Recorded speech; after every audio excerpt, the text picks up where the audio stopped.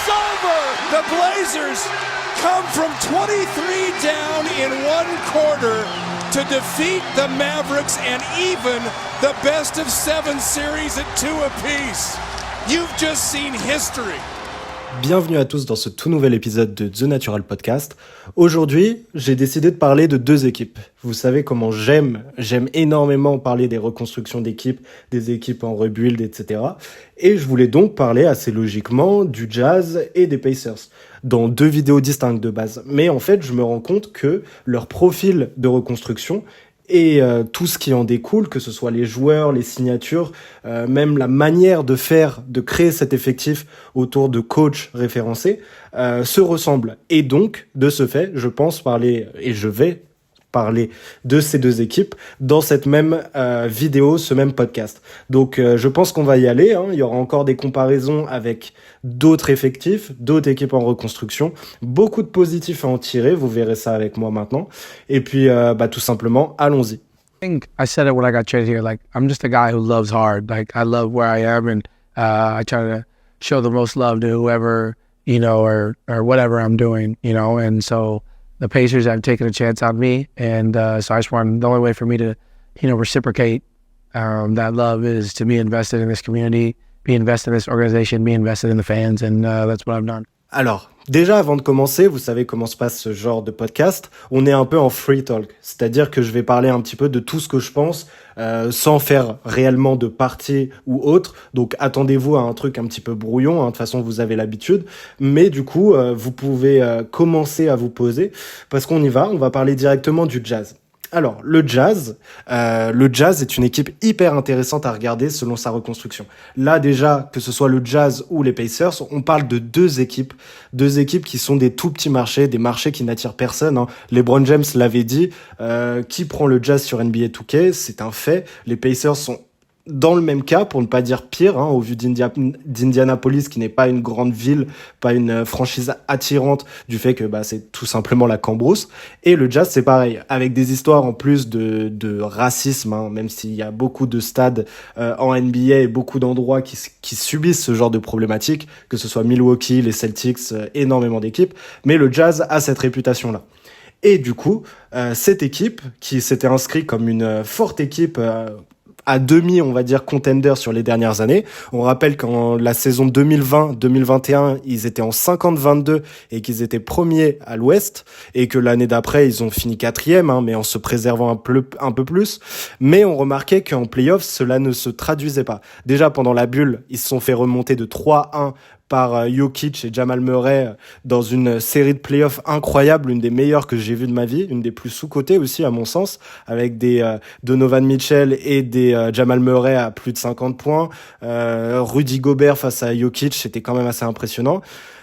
Franchement, une belle équipe, mais une équipe de saison régulière. On l'a remarqué l'année d'après, ils ont perdu contre les Clippers qui avaient perdu Kawhi au cours de la série.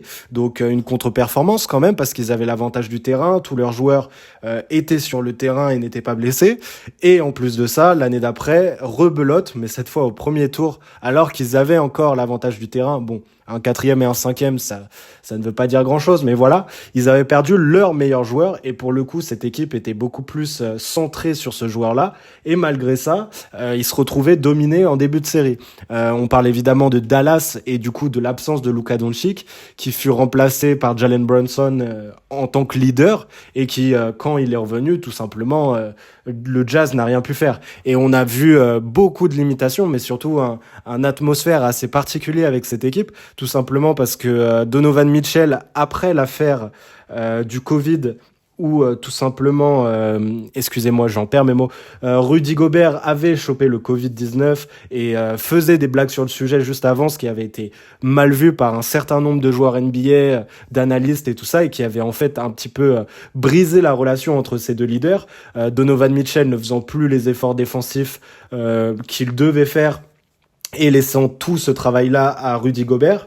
Rudy Gobert qui ne recevait plus aucun ballon dans la peinture, que ce soit par aucun des cadres de cette équipe, en tout cas par Jordan Clarkson et par Donovan Mitchell, c'était le cas. Mike Conley faisait encore les efforts, mais c'était tout à fait insuffisant, et tout simplement une équipe dont on a vu tout le plein potentiel et qui s'est arrêtée en demi-finale de conf et qui n'aurait pas pu, je pense, aller plus loin. Rudy Gobert étant assez limité offensivement, cette équipe étant construite autour de shooters, mais finalement quand on enlevait Rudy de cette équipe, elle était catastrophique en défense. C'est là qu'on remarque à quel point il était important pour cet effectif-là. Donovan Mitchell qui voulait simplement partir, je pense, ou en tout cas ne plus jouer avec cet effectif-là. Je ne sais pas s'il aurait subi cette reconstruction, s'il en aurait été capable, mais en tout cas, il ne voulait pas faire partie de cet effectif-là. Et du coup, l'été d'il y a un an, cette équipe a décidé de rentrer en reconstruction, tout simplement. D'abord, il y a eu des rumeurs autour de Rudy Gobert et on pensait à une reconstruction un petit peu un entre-deux avec Donovan Mitchell qui allait rester le franchise player de cet effectif. Au final, il a été tradé aussi. Et on a eu du coup un trade énorme vers Minnesota qui a amené Walker Kessler et un nombre important de joueurs de rotation, Vanderbilt par exemple, et énormément de tours de draft pour un Rudy Gobert de 30 ans je crois, qui l'année dernière a été un petit peu décevant, qui était loin de ses standards en tout cas de performance défensive et qui a eu du mal à s'intégrer dans cet effectif. Il y a eu des problèmes de bagarre carrément à la fin de la saison. Enfin bref, ce n'est pas le sujet. Et donc oui, un gros jackpot entamé par Danny Ainge, qui est le nouveau GM de cette franchise. Il a actuellement 14 tours de draft jusqu'en 2028, je crois. Et Mitchell aussi, qui a été tradé ensuite aux Cavs pour recevoir des tours de draft, encore une fois. Mais surtout, un Lauri Markkanen qui était l'année dernière en 13 points de moyenne, et de toute façon c'est pas un spoil, on raconte pas l'histoire de cette franchise, qui cette année tournait en 25,6 points de moyenne, en 50% au tir et 39% à 3 points. J'ai plus les stats exactes de performance ou en tout cas de points marqués par possession, je sais plus exactement, mais en fait il se retrouve dans un des derniers centiles, un des plus performants en tout cas au scoring cette année, de par son profil. Donc cette équipe doit se reconstruire. On s'attendait à ce qu'elle perde énormément de matchs. On a Mike Conley qui était très très vieux, Jordan Clarkson qui est un 6e homme mais qui a pas l'impact espéré d'habitude en tout cas lorsqu'il est mis sur le terrain. On a des joueurs comme Lauri Markkanen qui était en 13 points de moyenne, bon joueur qui s'était rattrapé mais on n'espérait pas autant de lui. Et on a un Walker Kessler qui a été échangé donc contre Rudy Gobert, qui a été pris dans les places 20, un rookie tout simplement, qui on s'attendait à rien de lui, s'attendait à un développement tout à fait normal. On a aussi un Colin Sexton, moi je m'attendais à beaucoup mieux de lui cette saison, mais bref, des joueurs de ce type-là, des joueurs un petit peu peut-être un petit peu sous-coté tout simplement. J'ai même pas parlé d'Oshai Agbaji qui était lui aussi rookie, un rookie un petit peu plus vieux qui avait déjà 22 ans, un gros shooter sur le poste 2, le poste d'ailier aussi, et tout simplement un effectif qui devait aller gagner 20 matchs maximum. Et c'est là que le changement se fait tout simplement parce qu'en fait on a un Will Hardy qui était assistant coach côté des Celtics et qui devait prendre la suite tout simplement du coach des Celtics après ses problèmes, on va dire, avec les femmes, qui se retrouve coach directement au Jazz et qui a son mot à dire tout simplement. On n'est pas sur un coach qui sert juste à développer des jeunes, qui n'a pas de projet sportif. On est sur un coach qui sait exactement ce qu'il fait. Enfin, à mon sens, pour moi, Will Hardy est un coach qui a énormément de potentiel. Il a montré des choses excellentes cette année. Il a créé un vrai collectif avec ce qu'on lui a mis en place. Je ne sais pas si c'est lui qui voulait ces joueurs-là, lui qui a donné son accord pour recevoir des Lauri Markkanen ou je ne sais pas, Ochai Agbaji, etc. Mais maintenant qu'on a dit ça, il en a fait quelque chose de très fort, notamment en début de saison, avec une équipe qui jouait clairement le play-in, qui n'a pas eu besoin de tanker et qui a commencé à tanker 20 matchs ou même pas avant la fin, histoire de remonter un petit peu dans la loterie NBA, essayer d'avoir un haut choix de draft. Donc on a une équipe qui était belle à voir jouer, on a un MIP cette année, on a aussi un Simone Fontecchio qui a pas eu énormément de temps de jeu, mais qui vient d'Europe. On a des joueurs assez différents et un effectif auquel on s'attache. On a surtout eu un Walker Kessler qui, en fait, a ridiculisé a provoqué, ce ridicule du trade de Rudy Gobert, tout simplement parce qu'ils ont récupéré un rookie dans la même veine que Rudy Gobert, un protecteur d'arceau incroyable, qui a fait plus de 3 matchs à 7 contre, qui est tout simplement un record, je crois, en NBA, qui nous sortait des matchs à 10 points et 18 rebonds, un rebondeur exceptionnel, qui en plus de ça est très très jeune, hein, il a 19 ans là, et je crois qu'il en a 20 maintenant, et qui donc de ce fait a un potentiel énorme, déjà de depoy, de protecteur d'arceau, mais qui peut aussi se développer offensivement un peu plus qu'un Rudy Gobert, et tout simplement il est payé en contrat rookie, là où Rudy Gobert est payé plus de 45 millions la saison. Enfin bref, on veut pas le descendre, on sait que Rudy est très sous-coté et a un impact incroyable défensivement sur n'importe quel effectif, et même offensivement en fait, hein, dès que tu le trouves proche du cercle, sur alley-oop, etc., il peut faire le taf, mais bref, c'est quand même assez impressionnant ce que montre Walker Kessler, et ça montre aussi un jeune young core qui va tout simplement performer. On a un Ochai Agbaji qui a montré des choses énormes. En fin de saison, il tourne à 15 points de moyenne. On a Colin Sexton qui est encore très jeune. Lauri Markkanen qui a 26 ans, qui va rentrer dans son prime. Et c'est là où je veux en venir. C'est que cet effectif qui est donc très jeune entame une reconstruction express avec évidemment un pivot de 19 ans, mais aussi des jeunes joueurs comme Colin Sexton qui vont bientôt rentrer dans leur prime, des Ochai Agbaji qui sont des vieux rookies et qui tout simplement peuvent performer et retourner en play-off rapidement. On sait que ce genre d'effectifs, ce genre de franchises doivent tout simplement d'être performants, parce qu'en fait on est sur des franchises qui font beaucoup moins d'argent, même quand elles sont performantes, que des gros marchés. Et donc le Jazz, pour être tout à fait rentable et pour attirer du monde, ne peut pas faire des choses comme les Rockets par exemple, et de tanker 5 ans. Déjà que les Rockets essayent de sortir de ce tank, le Jazz ne peut pas faire la même chose. Bref, on arrive sur une fin de saison donc où le Jazz a impressionné, hein, c'était un peu une darling de cette saison NBA, mais qui n'a pas été en play-off, même en play-in, et qui au final aura des hauts tours de draft. Et c'est avec ça qu'on va voir qu'ils ont fait une autre masterclass, à mon avis, parce que tout simplement, ils ont pris des joueurs comme Taylor Hendricks en 9, un poste 3-4, gros shooter. Pour moi, il a un potentiel, peut-être pas de star, mais d'énormes 3&D. On sait que ce genre de profil de grands shooters sont très plébiscités.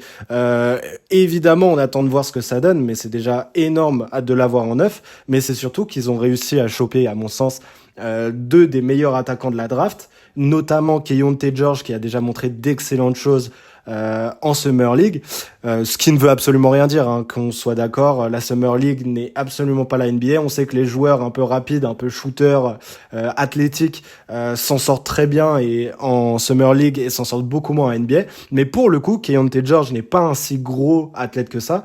C'est un joueur qui est souvent comparé à Bradley Beal, et aujourd'hui on a déjà des comparos qui se font, qui disent que Keyonte George est le nouveau Donovan Mitchell et que Walker Kessler est quant à lui le nouveau Rudy Gobert, et en beaucoup plus jeune et avec plus de potentiel. Évidemment, je souhaite énormément que Keyonte George se développe comme Donovan Mitchell, hein. On ne parle pas du même joueur, du même gabarit, on ne parle pas du même athlétisme aussi, mais voilà, on espère qu'il se développe comme ça. J'ai quand même certains doutes. À côté de ça, ils ont pris un joueur comme John Collins, qui est dans des rumeurs de transfert depuis 2-3 ans, et qui au final a perdu tellement de valeur à attendre un potentiel transfert, qu'il se retrouve maintenant à être échangé contre 2 second tours de draft, je crois. C'est quelque chose comme ça.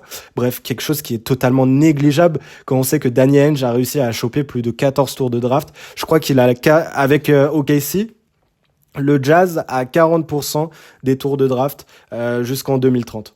Ces 2 équipes ont 40%, ou je dis peut-être n'importe quoi, hein, mais j'avais vu quelque chose comme ça.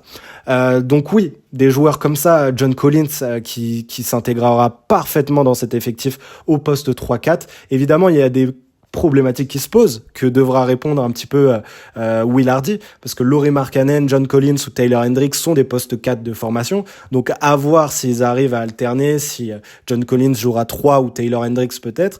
On sait aussi que Taylor Hendricks devra jouer certaines minutes pour se développer, donc à voir ce que ça donne. Mais clairement, on parle d'un problème de riche. On parle clairement d'un problème de riche. Avoir autant de profondeur sur un effectif aussi jeune, et encore, je n'ai pas parlé d'un de mes chouchous qui a un petit peu chuté lors de cette draft, Bryce Sansabo, qui est peut-être potentiellement le meilleur scoreur de cette QV en termes de scoring pur. C'est un défenseur misérable. Voilà, le mot est dit, mais c'est un fait, c'est le cas. C'est un très mauvais défenseur, un joueur qui n'a aucune vision de jeu de playmaking ou de choses comme ça, mais qui est un fantastique scoreur, qui n'a que 19 ans aussi, un poste 3, je crois, un ailier de formation, mais il fait 1m98, il est un petit peu, on va dire, sous-dimensionné, ou peut-être que je me trompe, mais bref, voilà, et qui tout simplement aura le temps de se développer autour de joueurs que je trouve déjà intéressants. Pour moi, le plus gros problème se trouve peut-être à la main, et aussi le fait que les bons joueurs de cet effectif se trouvent sur les deux mêmes postes,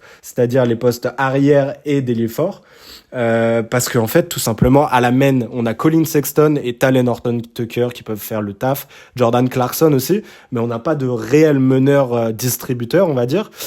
Colin Sexton, pour moi, a fait une saison tout simplement mauvaise, il est capable de beaucoup mieux, donc j'aimerais bien qu'il joue plus. On sait qu'il sortait du banc sous Will Hardy, donc à voir ce qu'il décide d'en faire, ou peut-être le trader. Peut-être qu'il aime tout simplement pas ce profil-là, ou alors qu'il est trop mauvais défenseur, je ne sais pas. Jordan Clarkson, je ne sais pas où ça va, il a plus de 30 ans maintenant, il a déjà 30 ans, donc à voir s'il laisse sa place et retourne sur le blanc au profit d'Oshai Agbaji ou de Keyonte George qui se retrouverait être propulsé starter s'il fait des très bonnes minutes dès le début. Oshai Agbaji qui peut jouer 3 à la place d'un Simone Fontecchio ou de joueurs comme ça. Enfin bref, il y a énormément de profondeur. On a déjà un pivot qui pourrait conquérir d'ici 2-3 ans un titre de Deepoy, ou en tout cas être dans la conversation du Deepoy, dans le top 5. On a un Lauri Markkanen qui, s'il réussit à rester sur les mêmes bases, sera encore All-Star et sera un énorme moyen de négociation, parce qu'en fait son contrat n'est pas un contrat de All-Star, vous vous doutez bien, quand il tournait à 13 points de moyenne, mais surtout il pourrait être tradé tellement facilement et contre encore énormément de tours de draft ou de joueurs plus jeunes, de potentiel. Enfin bref, vous m'avez compris. On a donc des joueurs, des jeunes joueurs qui sont entourés de vétérans. Évidemment, on parle de vétérans. On a Kelly Olynyk aussi. On a Lauri Markkanen qui a que 26 ans, mais voilà, pour moi, je le considère comme un vétéran. Avant, on avait les autres joueurs qui ont été transférés. D'ailleurs, c'est peut-être le seul problème que je vois, d'avoir transféré Mike Conley, Vanderbilt, etc. contre quasi rien. Je ne sais même plus ce qu'ils ont reçu en échange. Ah si, Russell Westbrook pour... je ne sais pas pourquoi, en fait. On ne libère pas du cap de cette manière. Ça leur servait absolument à rien. Surtout qu'ils ont coupé Westbrook. C'est pour ça que je dis ça. Mike Conley n'avait peut-être pas autant de valeur parce qu'il était limité au scoring cette année. Il commence à vraiment se faire vieux. Mais Vanderbilt, notamment défensivement, aurait pu t'apporter beaucoup plus. Encore une affaire un petit peu bizarre, si je puis me permettre. Les Lakers qui s'en sortent très bien, encore une fois. Mais voilà, c'est peut-être la seule tare dans la reconstruction de cet effectif. Mais ils en sont pas si perdants que ça, on va dire. C'est des joueurs qui ne s'inscrivaient pas sur le long terme. Et ils ont eu le temps d'avoir un effet, un impact sur les jeunes comme Oshai Agbaji, qui ont l'air d'être des vrais professionnels, Walker Kessler aussi.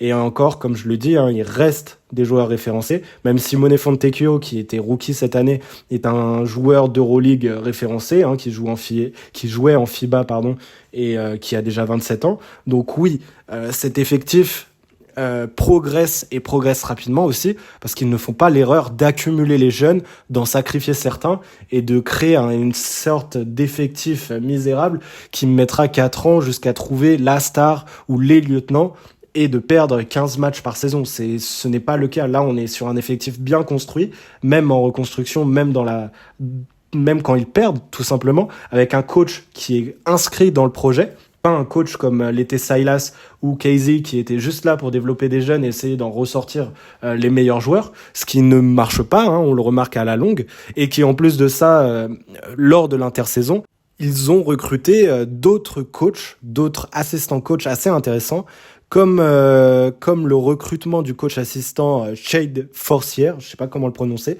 qui était assistant sous Pop, puis aux Bucks, les Bucks qui ont été champions. Ça veut dire que ce jeune homme a 2 titres, le titre de 2014 avec les Spurs et celui de 2021 avec les Bucks, et aussi Rick Higgins qui a travaillé récemment avec les Rockets et le Magic Donc on peut considérer que c'est un pro du rebuild et qui pourra donc aider les jeunes à se perfectionner et avancer. On a tout simplement un effectif qui peut-être subira une nouvelle saison, on va dire, dans la galère. On verra aussi si Lauri Markkanen sera tradé à un moment donné, mais j'ai tout à fait confiance sur le fait que cet effectif redeviendra compétitif dans moins de 2 ans, dans 3 ans maximum, avec des joueurs inscrits dans un projet, un coach intelligent et un coach tout simplement qui sait ce qu'il fait. Enfin bref, voilà, je pense qu'on a parlé du Jazz. Et on va enchaîner avec les Indiana Pacers. Et je me rends compte, potentiellement, qu'on va parler de la même chose. On va parler des mêmes problématiques. Et on va les mettre en perspective, je pense, avec ce qui se passe à côté. On a donc les Indiana Pacers, qui, sous l'arrivée du coach Rick Carlisle, qui avait d'abord Sabonis, vous le savez, qui avait Malcolm Brogdon, des joueurs comme ça, un effectif qui devait aller en play-off. On remarquait dans énormément d'interviews, tous les spécialistes croyaient que cet effectif était capable d'aller en play-off. Au final, il y a 1 an et demi plutôt, il se retrouve 12e.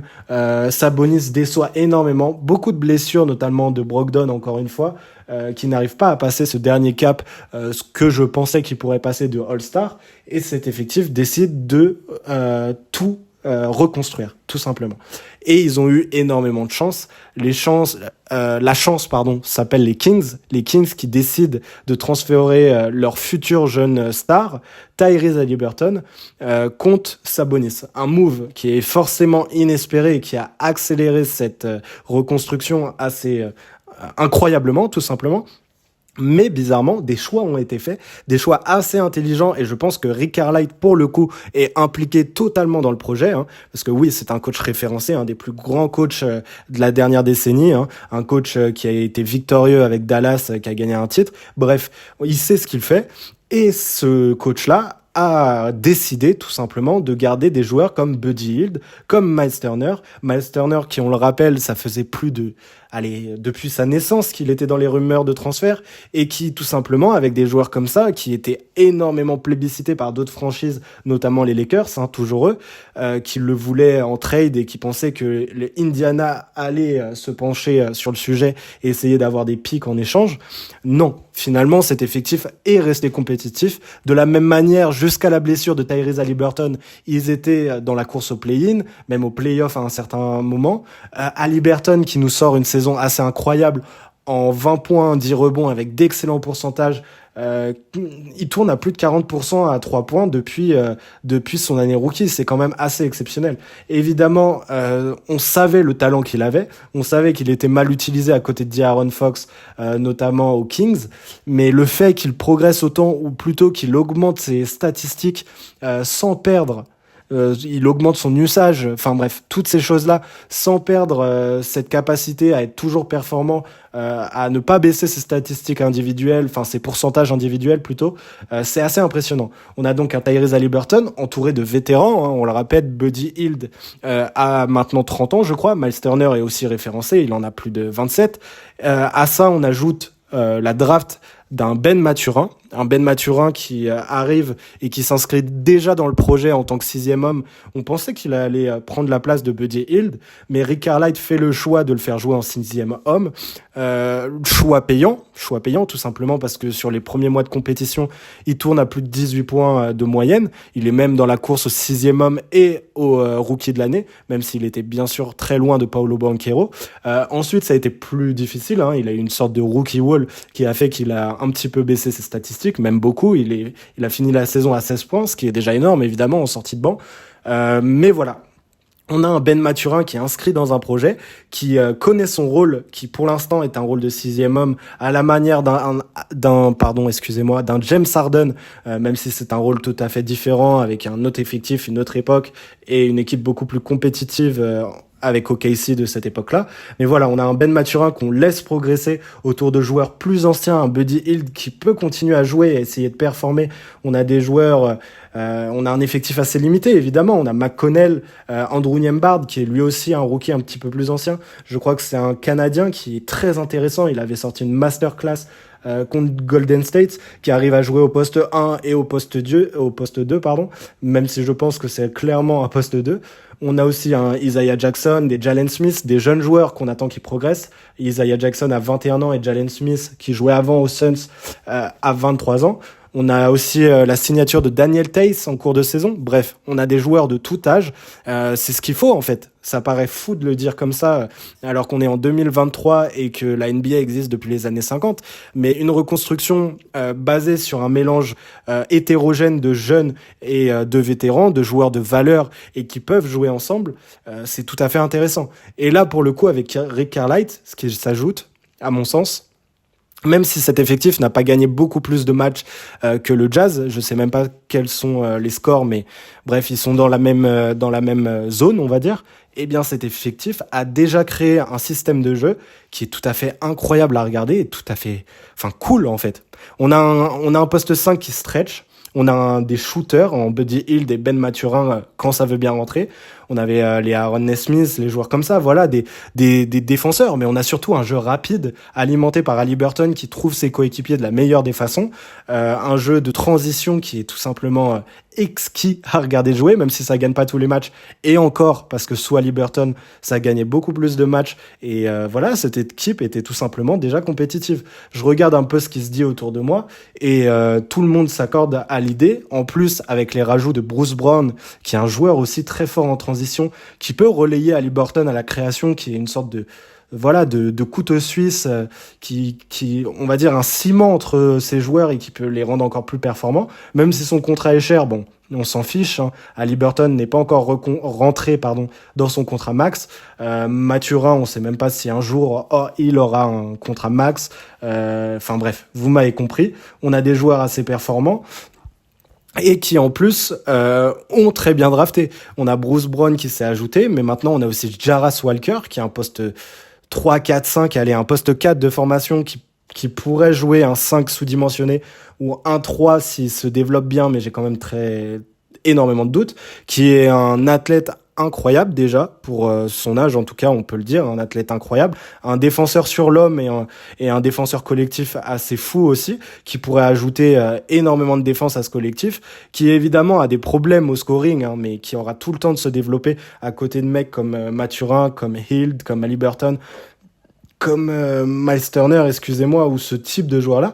On a évidemment moins de profondeur, à mon sens, qu'au Jazz, comme on l'a vu avant, mais on a un effectif qui, pour le coup, va dans le même sens, qui s'inscrit dans un projet, mais aussi dans un style de jeu.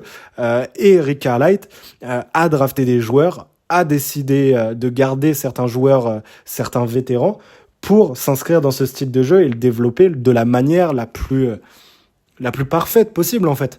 Et je me souviens que Trash Talk disait à un moment qu'il ne savait pas si Haliburton était si fort que ça à l'instant T. Enfin, on se comprend, ils savent qu'il est très fort, mais ils ne savent pas s'il est fort grâce au collectif de Rick Carlisle a mis en place, c'est-à-dire un jeu de transition rapide où il peut trouver ses coéquipiers, ou si c'est juste son talent qui crée ce collectif-là. Et pour moi, la deuxième solution est la bonne. Haliburton crée ce jeu de transition qui est incroyable, parce qu'on sait que Buddy Hield n'a aucunement les capacités de faire ce que fait Haliburton à la création, il ne pourrait pas le faire, mais pour le coup, il sait shooter. Miles Turner, c'est la même chose, et on sait tout simplement qu'Haliburton le faisait à plus petite échelle côté Kings, mais évidemment quand tu joues avec un meneur comme De'Aaron Fox et que vous êtes tous les deux sur la même ligne et que tout simplement ça ne marche pas, hein, les deux ne matchent pas ensemble, c'est beaucoup plus compliqué. Donc oui, les deux réponses sont bonnes, mais pour moi, Haliburton a surtout passé un step, ou alors était depuis le début ce joueur assez incroyable au shoot, qui n'a pas eu besoin de modifier son shoot, qui a un shoot assez particulier, qui part très bas, mais qui rentre tout simplement à 40% au tir. Il a encore des défauts, hein, il arrive très peu à pénétrer et décide tout simplement de ne pas le faire sur de longues séquences. Il faudrait qu'il arrive mieux à absorber le contact, mais à part ça, on a un effectif qui peut juste progresser, parce que Buddy Hield et Miles Turner ont encore de belles années devant eux. Daniel Theis est un parfait complément et un parfait remplaçant, un vétéran de choix dans le vestiaire. On a des Isaiah Jackson, Jalen Smith qui ne peuvent que progresser. Jarras Walker encore plus. On verra ce que ça donne, mais je suis sûr que défensivement, dès la première saison, ça va être très fort, même s'il est jeune. Ben Mathurin, je ne sais pas encore combien de saisons il va jouer remplaçant, mais à un moment donné, on ne pourra plus cacher aux yeux du monde son talent. Et même Andrew Nembhard, qui est pour moi qui est pour moi mon joker, je ne sais pas comment le dire, mais pour moi un joueur que j'adore, qui malheureusement, on va dire, est dans l'ombre de Haliburton, même si je pense qu'il le fait énormément progresser, mais un meneur qui va s'inscrire au long terme dans cette NBA et qui va tout simplement performer, je le pense. Enfin bref, je pense que là on tourne en rond. Je pense que j'ai tout dit sur ces deux effectifs. On remarque des spécificités, comme je l'ai dit précédemment, qui sont assez folles. Le fait que Rick Carlisle et aussi Will Hardy soient inscrits depuis le jour 1 et même avant ça, parce qu'ils ont créé au final cette reconstruction, montre que en fait ils travaillent beaucoup mieux que d'autres franchises, on va les citer, parce que Houston, Détroit, ce genre de franchise, ça a beaucoup moins fonctionné ces dernières années, parce que tout simplement, il n'y a pas de coach et il n'y a pas d'idée de jeu à la base et aux manettes. Et évidemment, Indiana a eu énormément de chance qu'Haliburton ait ce niveau dès le jour 1 de sa saison complète, on va dire, c'est sa saison complète en tant que Pacers.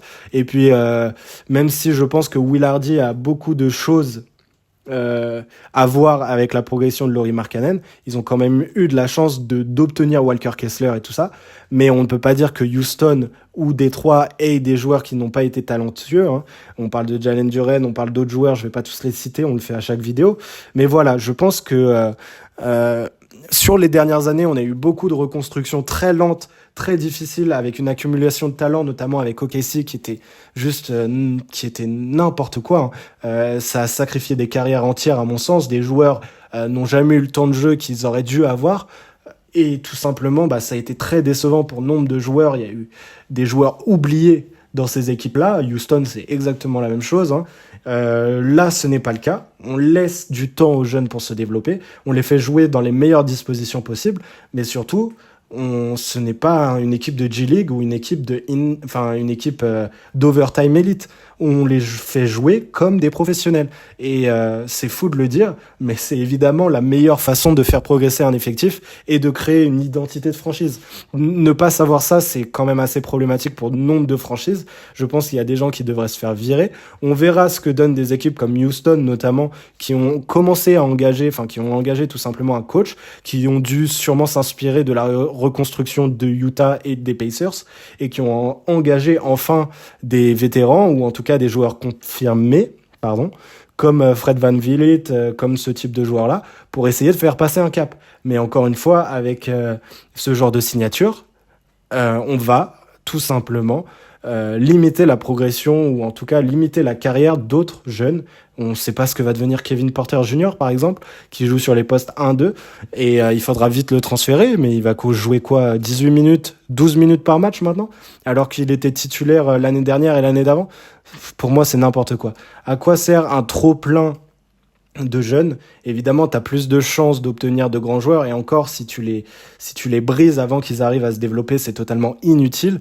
Il faut avoir ce travail logique et sensé de scout les bons joueurs, d'essayer de voir lesquels matcheraient avec un effectif, et c'est ce que font des franchises et des plus petits marchés comme Utah et les Pacers. Enfin bref, je pense qu'on en a fini pour aujourd'hui, on en a fini avec ce nouveau Natural Podcast. Je sais pas si je vais vous retrouver, j'ai des vacances de prévues la semaine prochaine et dans 2 semaines aussi. Donc j'essaierai de sortir les podcasts quand je le pourrai, j'essaierai d'alimenter un petit peu la chaîne YouTube et Spotify, etc. D'ailleurs, je vous invite à regarder sur Spotify si vous êtes sur YouTube, et à contrario sur YouTube si vous êtes sur Spotify. Je crois que j'ai dit 2 fois la même chose, mais bref, vous m'avez compris. J'espère que ce podcast vous aura plu. Je vous souhaite une bonne journée, une bonne soirée pour ceux qui m'écoutent la nuit. Et à la prochaine pour un nouveau podcast. Au revoir.